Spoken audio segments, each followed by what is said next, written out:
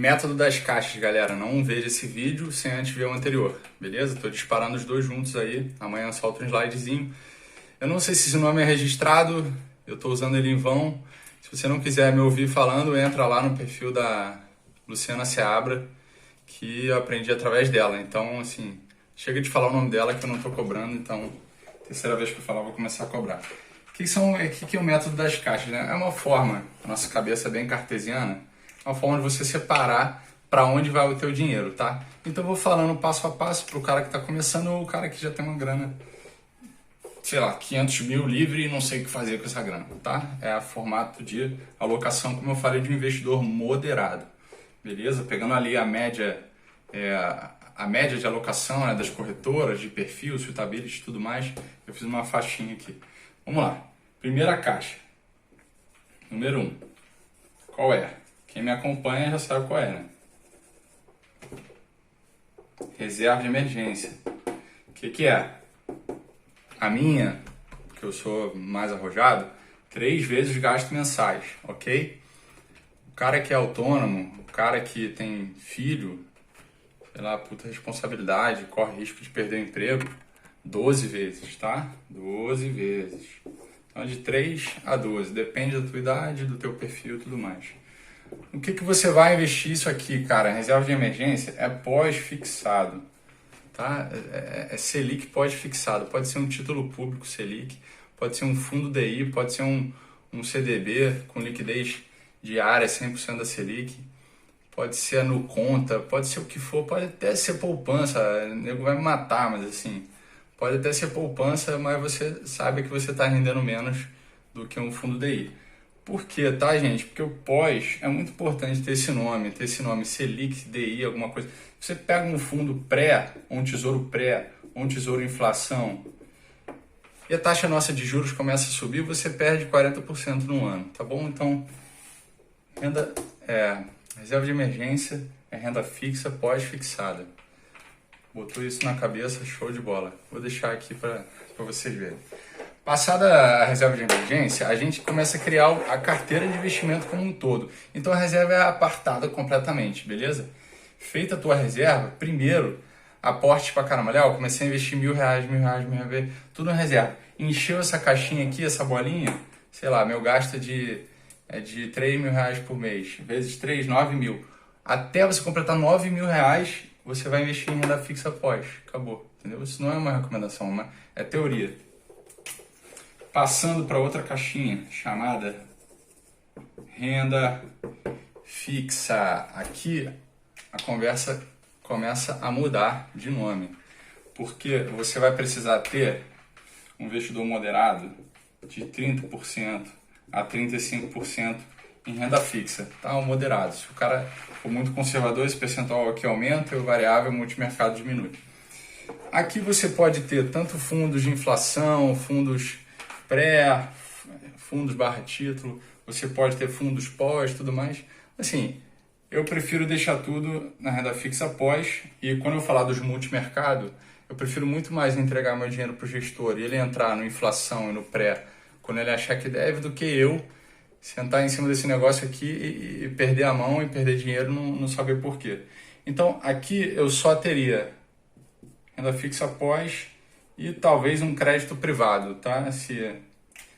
Eu não sou muito a favor de crédito privado, mas enfim, como eu não vou ficar emitindo opiniões aqui, tentar não emitir opiniões, você pode ter uma parte desses 35% aqui em crédito privado, tá bom? Hoje o risco e retorno de crédito privado não está compensando muito, mas de certa forma é um bom investimento, vai te dar 120%, 130% do CDI, por aí, beleza? Agora vamos chegar à parte que interessa, né? A terceira caixinha é de multimercados. E aqui, cara, uma alocação média aí que você tem seria de 30% a 40%, tá bom? Isso aqui varia muito em função do que eu falei, perfil da pessoa, idade da pessoa, os planos que a pessoa tem também e etc. Mas vai gerar em torno disso aqui, tá? Qualquer tipo de suitability que você preencher vai te cuspir essa ideia aqui. Multimercado, é importante que você compre, se você for investir através de fundos, que é o que eu acho melhor você fazer, é ideal que você compre duas teses, tá? No mínimo. O cara que é mais otimista e o cara que é mais pessimista, digamos assim. Por quê, né? Porque ano passado tinha um cara, que eu não vou citar o nome, um gestor, que é top 3 do Brasil, que ele vinha sendo criticado pela baixa performance. Aí, de repente, bateu a crise, esse cara explodiu, o fundo dele disparou enquanto o resto derreteu. Então, assim, é bom você ter um cara pessimista, né? Um fundo macro pessimista, um fundo macro otimista. Aí, além de fundos macro, eu acho interessante, assim, para o cara que é um pouquinho mais sofisticado, começar a pensar na ideia de ter fundos quant, que é um mercado gigante nos Estados Unidos, está chegando forte aqui no Brasil também. É interessante o cara ter um long e short que seja... Por quê? Porque são ativos que sozinhos eles têm um bom retorno e, como eu falei de correlação no começo, eles são descorrelacionados completamente com as outras classes de ativo. O que significa? Significa que a bolsa pode derreter, que o fundo quant continua, o long e short continua, o fundo macro continua. É ideal que você tenha várias classes de ativo, não vou falar de todas hoje, que caminhem numa mesma direção. Beleza? Aí a gente chegou no que eu gosto mais, que é o que te faz rico. Não sei como é que as pessoas fogem da renda variável, você está virando sócio de empresas, cara. Empresas como a Apple, que eu vi um gráfico hoje, só os AirPods da Apple superam, sei lá, o valor de mercado do Itaú, alguma coisa assim. Então, assim, não é uma recomendação de Apple não, mas como é que você não quer ser sócio de uma empresa foda dessa, fazer parte dos lucros dela? Ela cresce absurdamente, as empresas crescem anualmente. Então, significa que se você tem uma taxa de retorno em uma ação de 10% e ela cresce 20% ao ano que vem você está ganhando 12% nela. E no outro ano você está ganhando 14%, 15%. Então, cara, você tem que ter renda variável, pelo amor de Deus.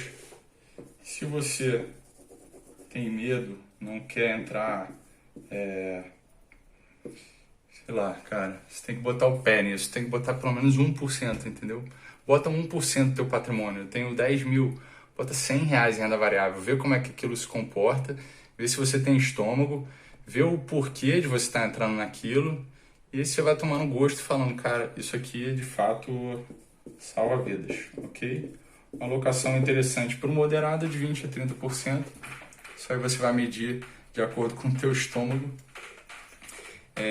Tem um ditado que diz, ou você come bem ou você dorme bem, né? Então, se você tem muita renda variável, vai variar pra cacete, mas você vai comer bem, você vai ser rico. Tem pouca renda variável, você vai dormir igual um anjo, mas também vai comer ok, tá? E aqui é interessante, galera,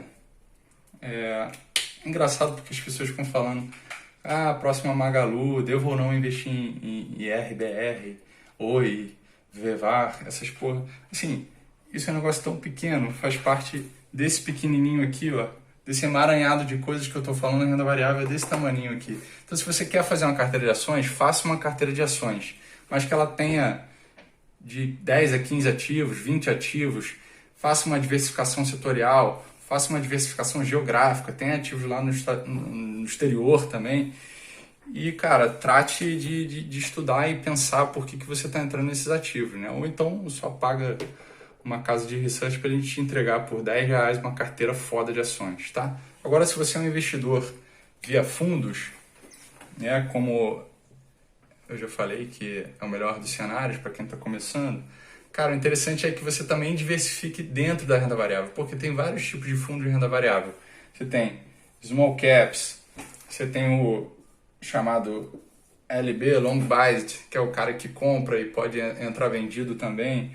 Você tem fundos de dividendos, você tem fundos imobiliários.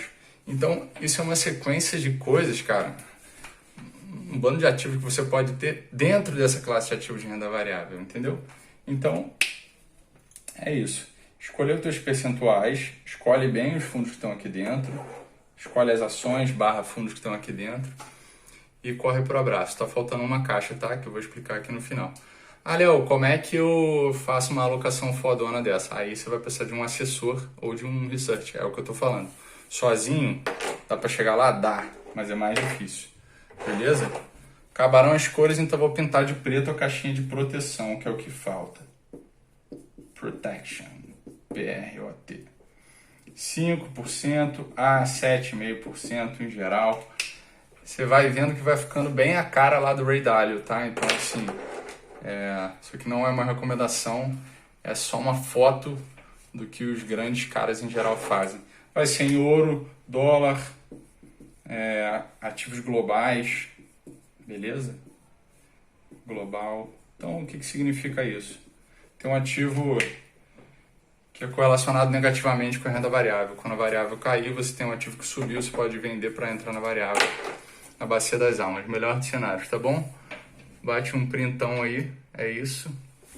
Não tem mistério, montou tua pizza, isso tudo é uma pizza, tá, gente? A reserva de emergência separada, faz a tua pizza, senta em cima e seja feliz para sempre.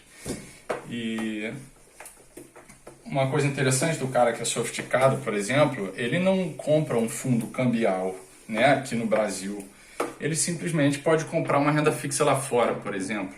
E aí ele está ao mesmo tempo protegido com o dólar e rendendo a renda fixa lá fora, entendeu? Então ele vai começando a sofisticar.